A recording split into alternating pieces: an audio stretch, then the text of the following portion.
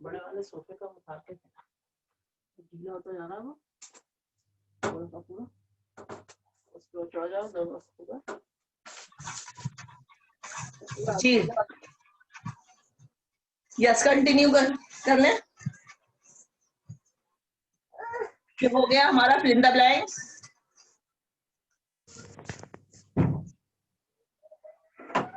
हो गया, हाँ या ना?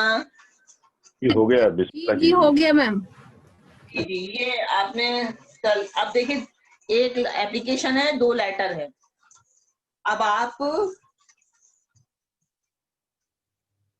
लेटर अभी लिखूं कि मैं आपको व्हाट्सएप कर दूं लिखवा कर? व्हाट्सएप कर दें तो ज्यादा बेहतर रहेगा। हाँ, क्योंकि अभी इसमें आ नहीं पाएगा और उसका थोड़ा सा अच्छा खासा लेटर लिखा जाएगा तो अभी हमारा टाइम खराब हो जाएगा। हम आपको तीनों एक दरख्वास्तनामा 2 खत लिखकर व्हाट्सएप कर देंगे ग्रुप में, आप आराम से लिख लीजिएगा। जी ठीक है? शुक्रिया। हमारा नया लेसन शुरू होता है, सबक नंबर 11, हमारा मुल्क। हम अपने मुल्क के बारे में बात करते हैं। अब पेज नंबर 84 पर आप जरा नजर सानी कर लें। हमारा मुल्क है। अब हम अपने मुल्क के बारे में ये थोड़ा सा अदब से रिलेटेड कि हमारे मुल्क में क्या क्या है, नॉलेजेबल कि हम इसमें क्या क्या सीख रहे हैं। अब हम थोड़ा स्टैंडर्ड हमारा थोड़ा सा बढ़ गया है। अब हमको माशाल्लाह इतना वक्त मिल गया कि हम इंशाल्लाह लिखने वाले बन जाएंगे। कोशिश करें आप खत के जरिए, पहले खत लिखेंगे उसके बाद आप यहाँ लेसन पर आएंगे। तो अब हम पढ़ते हैं, अपना सबक शुरू करते हैं। हमारा मुल्क हिंदुस्तान एक बहुत बड़ा मुल्क है। इसकी सरहदें बांग्लादेश, भूटान, नेपाल, बर्मा, तिब्बत, चीन, अफगानिस्तान और पाकिस्तान तक फैली हुई हैं।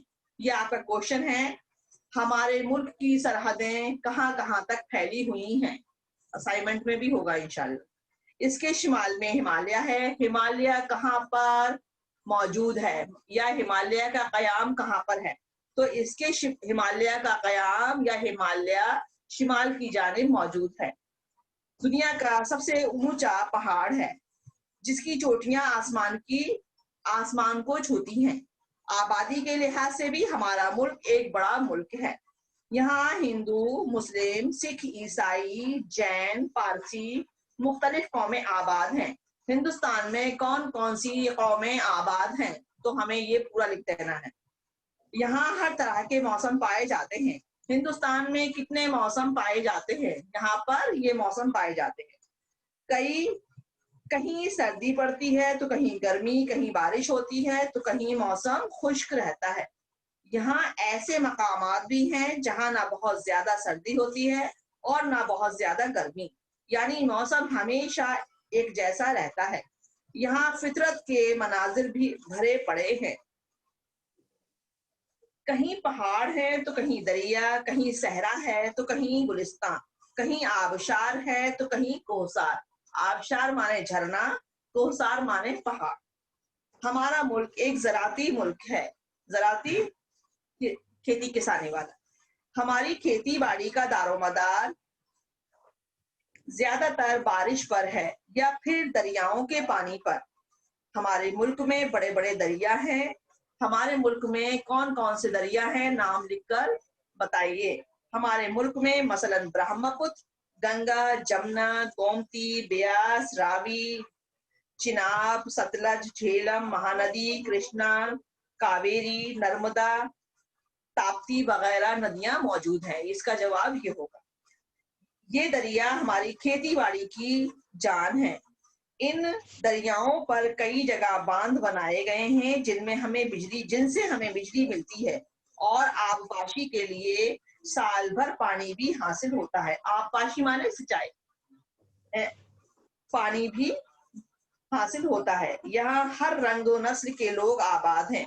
हर इलाके की अपनी जबान है। जितनी जबानें हमारे मुल्क में बोली जाती हैं उतनी शायद ही दुनिया के किसी दूसरे मुल्क में बोली जाती हैं।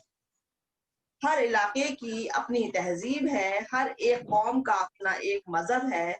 मुख्तलिफ नस्लों, कौमों, जबानों, मजहबों और इलाकों से ताल्लुक रखने के बावजूद यहाँ के बाशिंदों में यकजहती पाई जाती है। यकजहती, यूनिटी, एकता।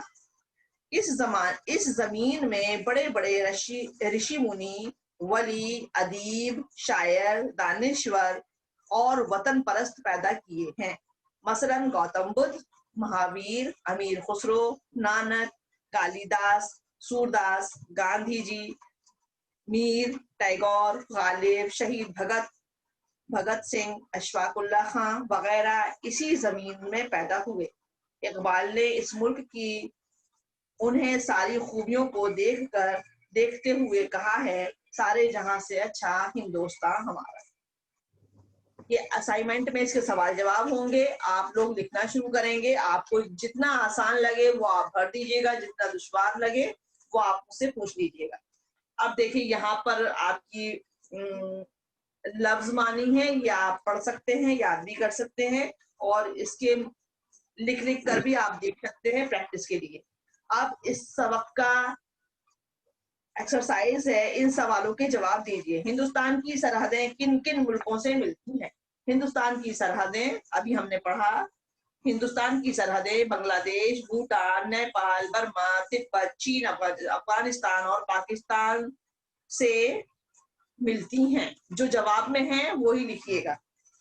अगर मिलती हैं तो मिलती ही लिख दीजिएगा लास्ट में, और अगर मौजूद है तो मौजूद। ठीक है, ये यहाँ तक जवाब है। खेती बाड़ी का दारोमदार किस चीज पर है? खेती बाड़ी का दारोमदार किस चीज पर है? अभी हमने पढ़ा था, खेती बाड़ी का दारोमदार ज्यादातर बारिश पर है। तो ये इसका जवाब सेकंड पैरा है कि हमारी खेती बाड़ी का दारोमदार ज्यादातर बारिश पर है। तो ये यहाँ पर ये चीज आ जाएगी। पहला तो पहली लाइन में ही है आंसर, और सेकंड पैरा का पहली लाइन में ही है दूसरा आंसर। हिंदुस्तान में बहने वाली दरियाओं का नाम लिखिए। हिंदुस्तान में बहने वाली दरियाओं के नाम मुंदरजा झेल हैं। तो सतलज ये है। हिंदुस्तान में बहने वाली दरियाओं के नाम इस तरह हैं, ब्रह्मपुत्र, गंगा, जमुना, गोमती। ये सेकंड पैरा का सेकंड लाइन में आपका ये जवाब मिल जाएगा। आखिर में आप ये लिख देंगे, दरियाओं के नाम इस तरह हैं। नंबर 2, जंगे आजादी के मुजाहिद। जंगे आजाद, ये जो आपको नंबर 2 में देखिए कुछ मुख्तलिफ नाम दिए हैं। अब इसमें से हमको छांटना है। जंगे आजादी के मुजाहिद, तो नंबर 1 पर अशफाक उल्लाह खां है, अशफाक उल्लाह खां डाल दीजिएगा। शायर में क्या लिखा है? शायर में अमीर खुसरो हैं और मीर हैं, 2 नाम आ जाएंगे। और मजहबी पेशवा कौन कौन है? मजहबी पेशवा हमारे नानक जी हैं, और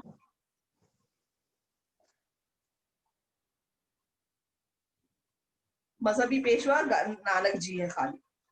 ठीक है, ये 3 चीजों में छांट कर वो नाम लिख देना है। अब नंबर 3 एक्सरसाइज पर हमें क्या करना है? अपने सबक की रोशनी में हिंदुस्तान के बारे में 5 जुमले लिखिए। 5 जुमले। हमारा मुल्क ज़राई मुल्क है, हमारे मुल्क में यकजहती है, हमारे मुल्क में हमारा मुल्क हिंदुस्तान का हमारा मुल्क हिंदुस्तान एक बहुत बड़ा मुल्क है। इसमें आप ये पूरे 5 सेंटेंसेस जो आपके क्वेश्चन में बन रहे हैं ना, जो नंबर 1, 2, 3 क्वेश्चन है, वही एज अ चीज आप यहाँ लिख दीजिएगा। तो आपकी प्रैक्टिस हो जाएगी। वहां सवाल जवाब भी आपके तैयार हो जाते हैं। अगर एग्जाम में सवाल जवाब आते हैं तो आपके वो तैयार हो जाएंगे। अगर ऐसे टाइप आ गया तो आप वो भी यहाँ लिख सकते हैं। ठीक है, समझ में आ गया?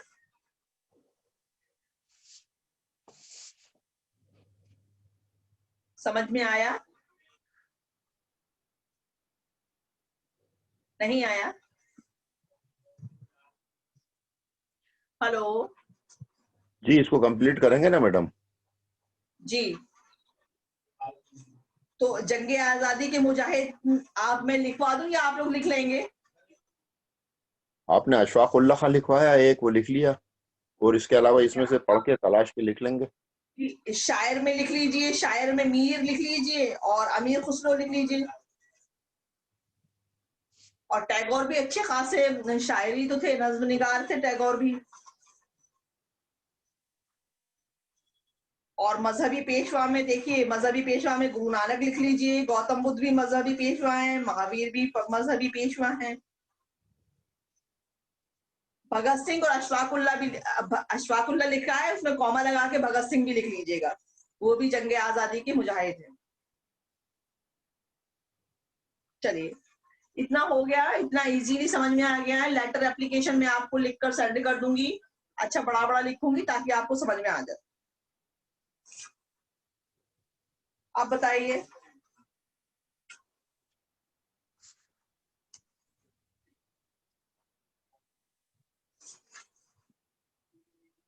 सवाल जवाब आप लोग इजीली लिख लेंगे ना सर? जी इंशाल्लाह। जी इंशाल्लाह। चलिए अब बताइए।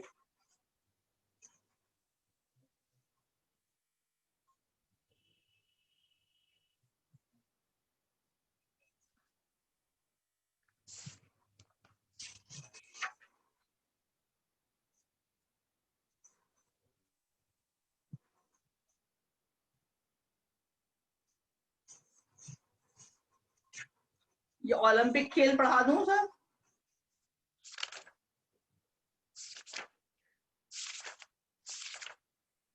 मैम आज इतना काफी रहेगा क्योंकि आज स्टूडेंट कम है। जी सर, चलिए ओके, बहुत अच्छी बात है। हाँ स्टूडेंट कम है तो जरा सा फायदा फिर दूसरों तक ना पहुंचे, ऐसा ना जी हो। जी जी जी, सही सही बात।